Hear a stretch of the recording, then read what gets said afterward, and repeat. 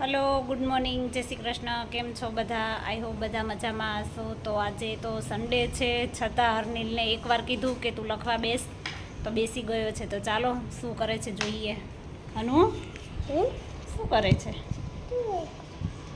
હવે તને આવડી ગયું ડોટ વગર? એ શું છે? એને શું કહેવાય? અને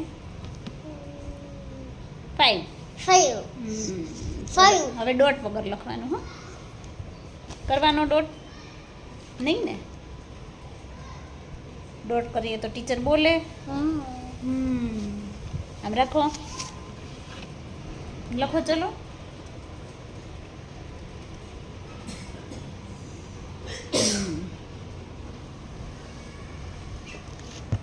તો મિત્રો, હવે હરનીલને ડોટ વગર લખવાની પ્રેક્ટિસ ધીરે ધીરે થવા લાગી છે, નહીં અનુ?